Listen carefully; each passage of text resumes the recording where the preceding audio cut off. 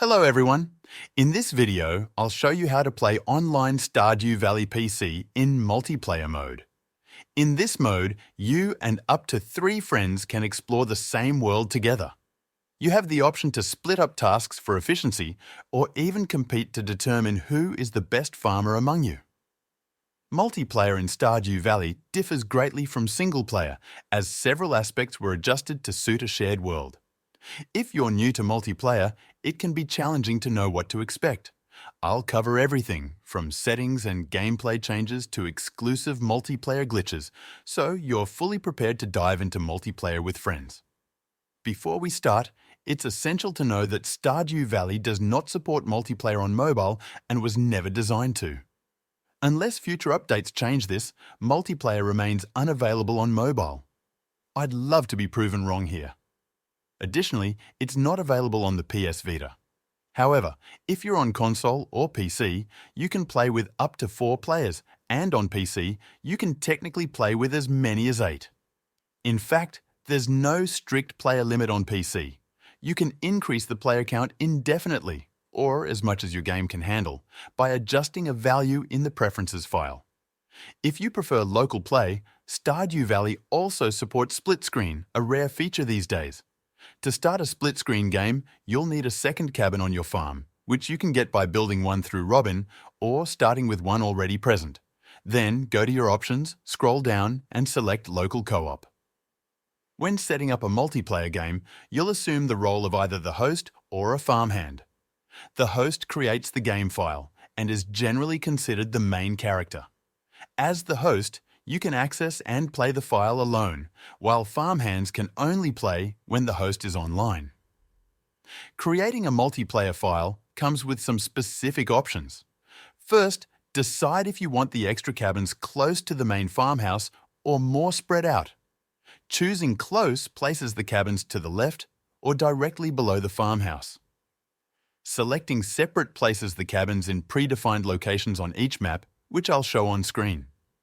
You can always move buildings later by visiting Robin and making space on the farm. The second option for multiplayer setup is the wallet configuration. You can either share a collective pool of money or have individual wallets for each player.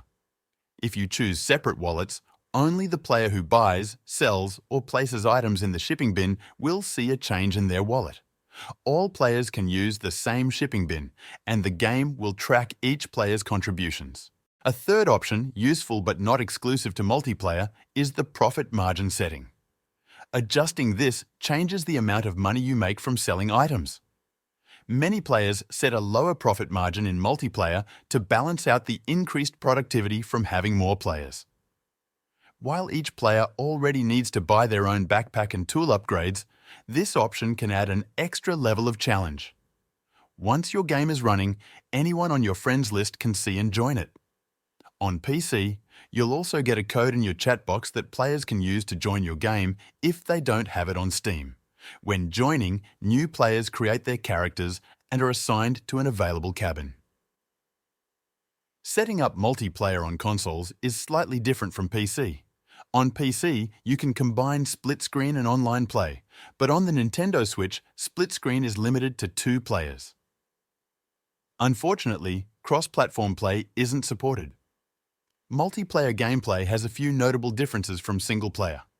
The first thing you'll notice is that time doesn't pause when you open your inventory, fish, or perform most activities.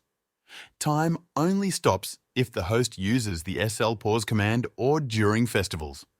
This continuous flow of time shortens days a bit, balancing out the productivity boost from multiple players.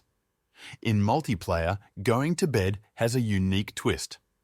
To start an event that pauses time, like going to bed or entering a festival, all players must be ready.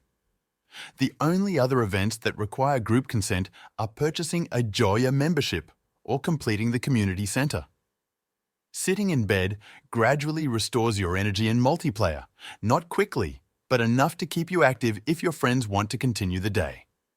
In multiplayer, you're free to work together or independently with no restrictions. Early farm tasks can be completed much faster with multiple players, making it easier to water large fields quickly and save energy. Mining is also easier since discovering a staircase reveals it to everyone, and if one player leaves to restock supplies, the mine layout remains unchanged as long as someone stays inside. Here's a quick summary of shared elements across players. Farmland, community centre progress, museum collection, friendship boosts from completing bulletin board bundles, friendship boosts from the luau. Each player must add an item, and the worst item affects the outcome. Mine elevator checkpoints, daily luck, averaged across players, and golden walnut progress. Most other things, such as skills, relationships, and your personal set of 7 star drops, remain individual. Speaking of star drops, multiplayer introduces one exclusive item, the wedding ring. This craftable item, available from the travelling cart, allows players to marry each other without building up friendship. It's pricey, requiring 5 iridium bars and 1 prismatic shard to craft, but players who marry receive the marriage star drop the next day. If you marry an NPC, the process is the same as single player, except that if you trigger a 14 heart event, only you will be able to see it. For example, with Penny's 14 heart event, only one player can obtain the exclusive furniture. Now, let's talk about some multiplayer exploits. Feel free to use them if you like. First up is item duplication. Due to a slight lag between actions and the game's registration, both you and another player can perform the same action simultaneously, effectively doubling the item. For example, if you both chop down a tree at once, you'll receive double the wood. You can also duplicate items by placing them on a table and picking them up simultaneously. Additionally, certain systems in the game don't account for multiplayer. For instance, when purchasing a building from Robin, the game checks your funds only when selecting the building, not when placing it. So, if another player spends money at the same time, the building costs only what's left in your funds. This trick also works with animals, as the game performs a similar check when you select and place them. To finish up, here's a fun fact. As a farmhand in a multiplayer game, there's a small chance you could be tone deaf. This means that if you play the piano in Elliot's house, it'll be slightly out of tune, and the harp emote will also sound off-key. This feature is purely cosmetic and has no impact on gameplay. That's how you can enjoy playing Stardew Valley's online multiplayer mode on PC. As a gamer, it can be really hard to meet other people who share your interest. Heck, it's hard to find people who don't judge you for it. But did you know that there's a dating app specifically designed for gamers? Everyone on the app has the same hobby as you, making it much easier to form meaningful connections. If this sounds interesting, click the link in the description and try it out. You might end up finding your real-life player too.